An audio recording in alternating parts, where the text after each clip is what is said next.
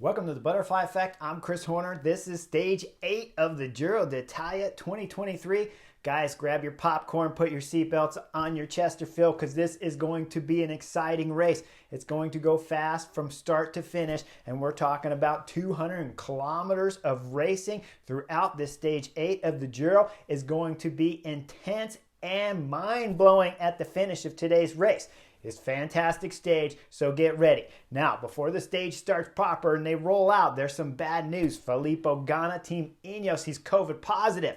You see his bike out there by the Ineos bus, but that'll disappear after today's stage. They were probably just unloading it out of the bottom of the bus there or off the top of the roof of the cars until that bike finally gets a chance to leave the race after today's stage or possibly after this weekend. But they're going to have no more help from Filippo Ganna. And let me remind you guys, G.Thomas needed his help big time a couple stages back when he dropped his chain going through that right turn when they had the two islands there. It was Filippo Ganna there with 11 kilometers to go that did that massive surge through the cars, through the drop riders of the Peloton, and then bridged up with about 6 kilometers to go to keep Garrett Thomas with GC Hope still alive on that stage. Then yesterday, Garrett Thomas had some problems again. Who was it back there? Filippo Ganna, the big guy from Ineos that closed the gap again for Garrett Thomas.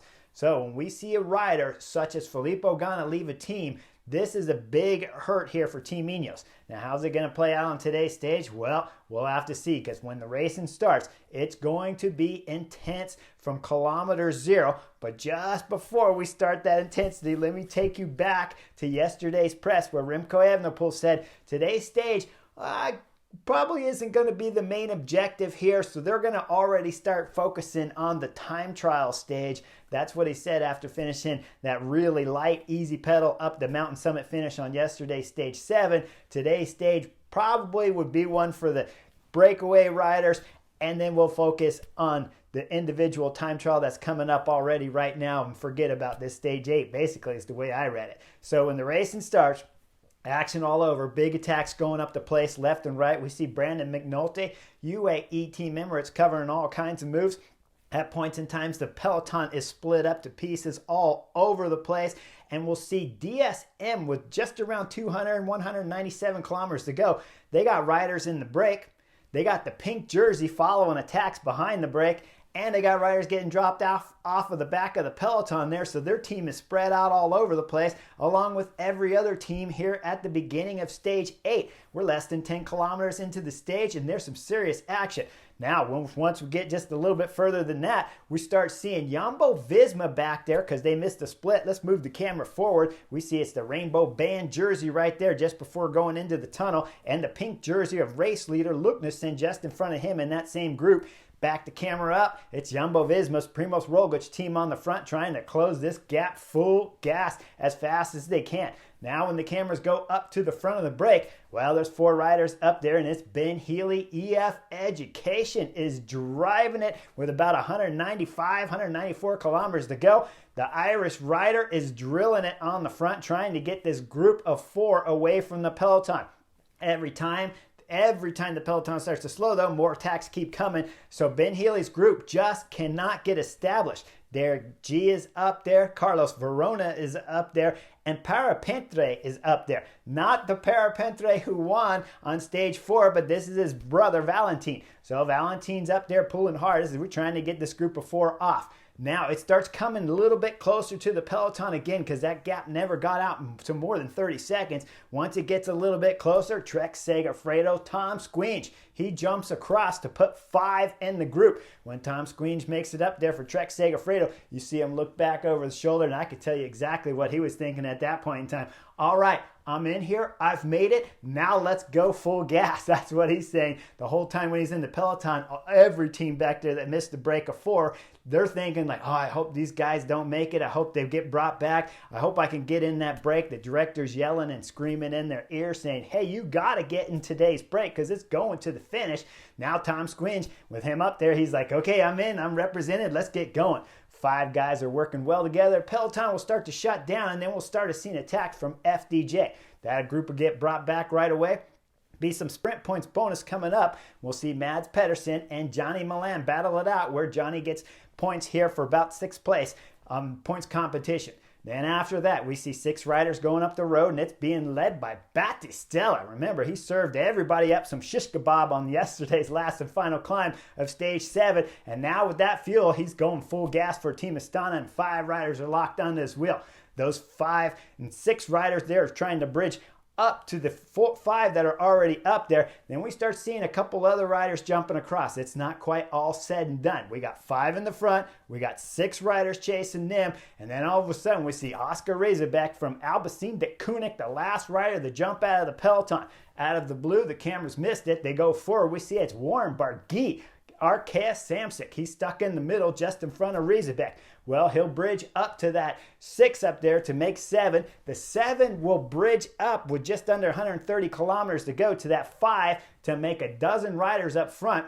Then about 15 kilometers later, about 115K to go, Oscar Razorback will find his way up to this front group to make 13 rider group at the front here for stage 8 of the Giro. Behind what's happening in the peloton, well, it was time for everyone to take a nature break. We'll see the DSM race leader Luknesen start to pull over to the right side of the road. That means this break is gone. They already have about a 4-minute gap, and it's just going to increase a little bit more and more throughout the stage until we get into the final part of today's stage. Now, the stage at 207 kilometers long, it's the last 50K that are most interesting.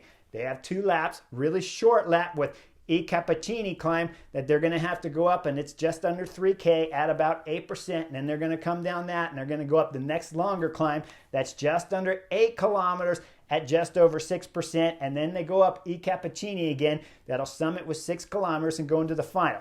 So everyone knows the last 50K are crucial. The climbing roads for both climbs are super narrow, technical, and kind of rough roads. They're not in the best condition, so it's going to be important to be at the front. Group of 13s drilling it throughout the stage, but DSM behind with race leader Luknesen. They're keeping everything on a close enough leash where there's no threat for the general classification in this group of 13. But with 60 kilometers to go before they start getting into the climbing finishes parts of this stage here, that's when things start getting nervous, and we see Team Ineos coming to the front. Also, Pseudo Quick Steps up there. DSM is still driving on the left side of the road, looking in fantastic position to keep the pink race leader's jersey onto the shoulders of Luknesen if he can get over these next 3 climbs. Now with the pace starting to increase, we start getting into the first climb. This is when it's just over 50 kilometers to go. And once we go up the climb, we see Warren Barguil on the front. He's not going to be there for very long because Ben Healy, EF Education's got other plans. He throws in the first big acceleration, guys. Nobody can follow Ben Healy at this point in time with 50 kilometers to go. We saw it with Zana back there, the Italian national champion riding for Jaco Alula. He's trying to bridge across, but he's not making any gains up to Ben Healy. And Derek Guy for Israel Premier Tech, he's doing what he can too. Neither rider can do it. And then all of a sudden, we see the Trek Segafredo rider, Tom Squinch. He's trying to bridge up to Ben Healy, but Healy's going fast. Guys, he goes over the top of this first KOM solo with about 50 kilometers to go on the stage. Honestly, flat out, I'll tell you, I thought the kid was a knucklehead. I saw him do some brilliant racing in the springtime, especially at Amstel Gold. And I'm thinking right here, Ben Healy, 50K out? Really? You've been in the tax and in the move since 195 kilometers to go. He was in that break, and that break didn't get away till about 130 kilometers to go with him pulling full gas.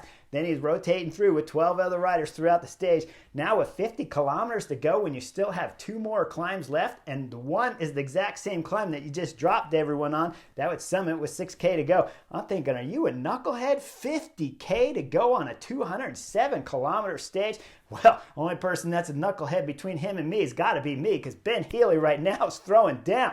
Guys, he's immediately getting time on the group behind that is not that well organized. We'll see Ben Healy come through today's finish line for the first pass. He's got about a 1:10 gap, and he's got 11 chasers behind. Chasers can't do anything on the flat section here to bring back time on Ben Healy, who's basically in the TT mode and flying up the road as he just keeps extending the gap. The group of 11 behind is going to blow up. We're going to see 5 guys come out of that group. Warren Barguil, super motivated from Arceus Samsic, but they're still not bringing back time on Ben Healy. We start seeing some arguing there from Zana And from Baez, this is the brother of Davide Baez who won yesterday's stage, except for this is Mattia Baez here in the group. And Mattia Baez is looking at Zana and he said, my brother Davide Baez won yesterday by wheel sucking all the way to the finish of that stage.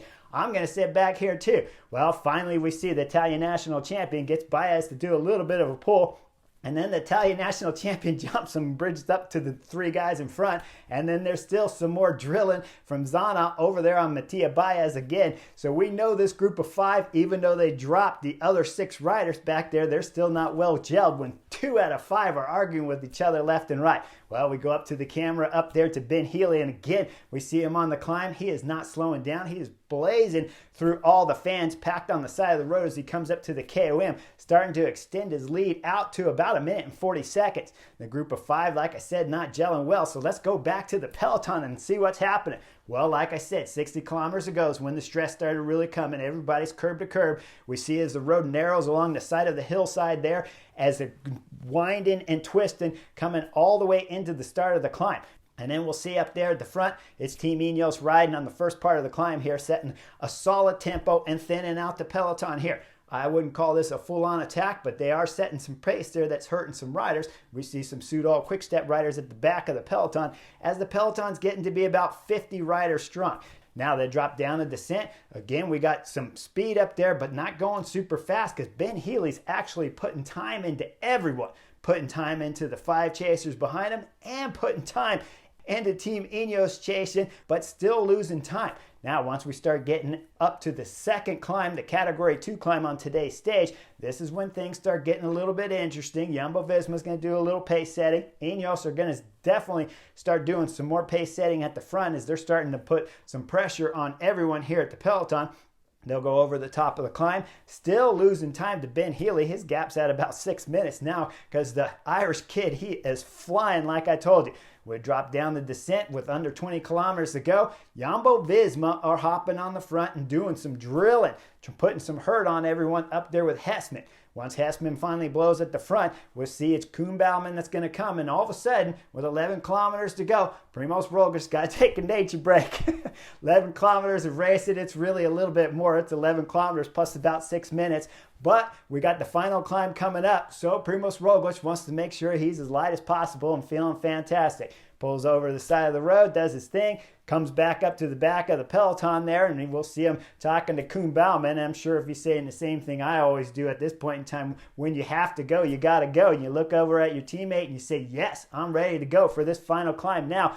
Up Cappuccini. Now, once we get into the climb proper, we see it's Bora Hansgrohe. Bob Jungels, I believe it is, on the front. He's going to tap his right pedal on the ground. That's going to kick his back wheel out to the left. We see him have to sit up straight back up on his bike and get his bike lined up. If he had hit that thing any harder, he'd be crashing his teammate and race leader, Leonard Kamna, and probably Vlasov. So with that, he holds his bike up. They start to climb. We see Bora Hansgrohe setting a solid tempo up there, stringing out what's left of the Peloton here. And now, once we get just a few hundred meters into this climb, we're going into the right bend. We only have but about 8 kilometers to go on today's stage. Primož Roglič starts lighting everybody up. All right, the Slovenian's going up the road. We'll see he's got Leonard Kamna there, and he's got race leader Luknesen just following in the pink jersey. Andreas Luknesen, man, what are you doing? What are you doing, man? You do not want to follow Primož Roglič, and it's not your job to. I know you're wearing the pink, but everyone racing for the general classification, whose name's not Luknesen, because he's not racing for the general classification, he's just trying to race the whole pink. You don't have to follow Primož Roglič, is what I'm saying when I'm sitting on the Chesterfield. Kid, has nobody prepared you for this scenario? At the very most, you follow the second group that's behind Primož Roglič because you got Remco Evenepoel chasing behind. Now we'll see Primož Roglič. He's starting to put a little bit of a gap on everyone as we see Leonard Kamna start to blow. And then the pink jersey, does he back off, save a little bit of legs? Nope, Luknesen goes around Leonard Kamna and tries to bridge back up to Primož Roglič. Now behind Remco Evenepoel, he's getting close. We see him come out of that left turn. Primož Roglic's got a gap there on the pink jersey, and then he's got a gap on Remco Evenepoel, but it looks like Remco Evenepoel's done some smooth pedaling, and he has planned to bring it back, Primož Roglič, until all of a sudden the legs start to come off. He does pass Luknesen, and then Luknesen is getting caught from Jumbo-Visma behind that had Eddie Dunbar from Jaco Alula working going up the climb. Eddie Dunbar, I know they said you're race leader here for Jaco Alula, but you don't have to pull Team Ineos. It's not a necessity, and you certainly don't have to pull UAE Team Emirates. But Eddie Dunbar was back there, and now all of a sudden we see Tao Gegenhardt and G.Thomas that are both coming up to Remco Evenepoel. Remco Evenepoel started to blow. Pink jersey got caught at the same time as we see the two Ineos riders there. Primož Roglič is still in front. Just as we near the top of the KOM, the last KOM here with about 6 kilometers to go in today's stage, Primož Roglič is getting caught from Tao Gegenhardt at the top with Garrett Thomas vehemently chasing behind, trying to close the gap, and he's only got about a 2-second gap that he's got to close. Those 3 riders are going to go over the top almost together, and then behind, what's happening? Well, the world road champion in the rainbow bands, Remco Evenepoel, the big-time favorite here to win the Giro d'Italia, he's chasing like crazy back there. He's got Almeida on his wheel and Damiano Caruso from Bahrain victorious. As we look up front, we see Ben Healy coming into the finish. He is soloed all the way from 50 kilometers to go for the Irishman to take a big, impressive victory. Now, I had him down as one of my riders to win a stage here at the Giro d'Italia, but not win a stage like this. Guys, he's crossing the line, and he has put 2 minutes into everybody that was chasing him from behind, and he had 11 guys chasing him, then he had 5 guys chasing him who can't do anything except for lose time to him, and then back in the field, he's held off Bora Hansgrohe chasing. He's held off DSM chasing. He's held off UAE chasing. He's held off Ineos chasing. He's held off Jumbo-Visma chasing, and none of them gain time on a solo rider up the front as we see Ben Healy cross the line, arms up, finger number 1 in the world because he's looking fantastic here on stage 8 for EF Education. Congratulations, that was impressive. Now back behind him, what was happening? Well, 2 minutes later, that is, we see a sprint amongst 3 riders. Derek G, Israel Premier Tech, holds off Zana from Jaco Alula to get second on the stage and third for Zana to round out the podium. Now let's go back to the fight back there coming down this descent because Primož Roglič is getting no help from Tao Gegenhardt and Garrett Thomas. They won't take a pull with the Slovenian as they're dropping down the hill. Guys, I always tell you about the little details, right? Why would you pull with Primož Roglič? Why would you pull with Remco Evenepoel? Why would you pull with Tadej Pogačar? Those are always my words. You hear me say it all the time on the butterfly effect. Well, if you are going to pull, this is the time to pull with Primož Roglič. The climb is over. Remco Evenepoel's been dropped. We've seen him on flying form. Remember that 35-kilometer solo win at Liège, best on Liège? It's in the little details. So there's always a breaking of the rules. And if you're Team Ineos, Tao Gegenhardt and G.Thomas, this is the time to pull. But the 2 Ineos riders, they won't get on the front in front of Primož Roglič, even though he was up there flicking his elbow left and right, trying to get some help from the 2 Ineos riders. They will not take a pull with Primož Roglič. You guys are knuckleheads. I know I say never to do it, but it's always in the detail. And when you got Remco Evenepoel chasing, you gotta come up and take a pull. They don't take a pull until finally with about 600-700 meters to go. That's when we see G.Thomas and Tao Gegenhardt finally start working with the Slovenian. Now, what was happening to Remco Evenepoel, who was chasing like crazy behind? Well, he came down through one of the turns at the hairpin turns at the top while still in the forest, and he got dropped by Almeida and Caruso from Bahrain victorious. So now he has no help from them. He's sitting up. He has to wait for the chasers behind because he's got other Bahrain victorious and Jay Vine back there, but they're not going to help. So it's just back there, the Rainbow Road World Champion, Remco Evenepoel, chasing on his own, trying to do damage control. Well, they come out of the final forest area there with the left turn.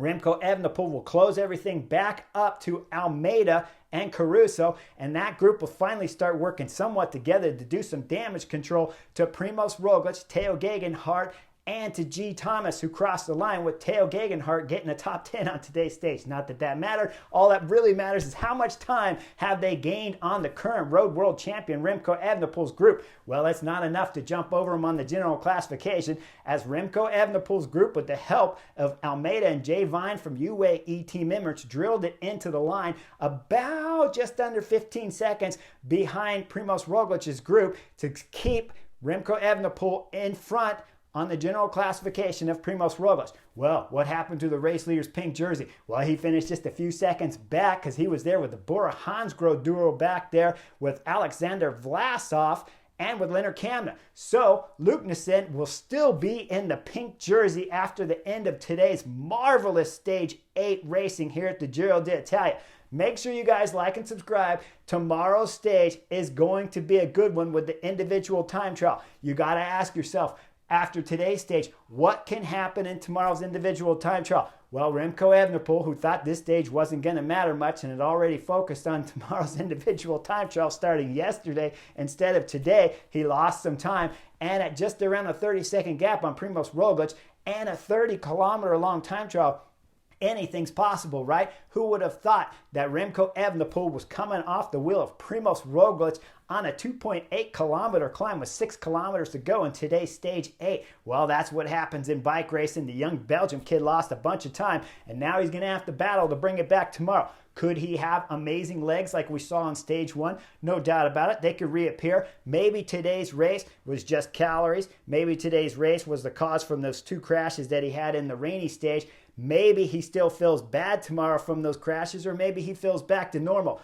But one thing's for certain, when you look at Remco Evenepoel coming off the wheel on the final climb here and not able to follow Primož Roglič, but getting caught from behind, you know his form has come down. Not everybody's form can come up. You can't have Primož Roglič. You can't have Andre Luke Nissen. You can't have Leonard Kamna. You can't have Almeida. Everybody's form can't come up. It's impossible. So it's got to be, intelligently looking at it, Remco Evenepoel's form has to be affected from the 2 crashes, or affected because we're finally further into Stage 8 here at the Giro d'Italia, the first week of racing. Either way, anything's possible on tomorrow's race, so you guys better make sure you hit the like and subscribe button. I'll see you again after tomorrow's individual time trial, Stage 9 of the Giro.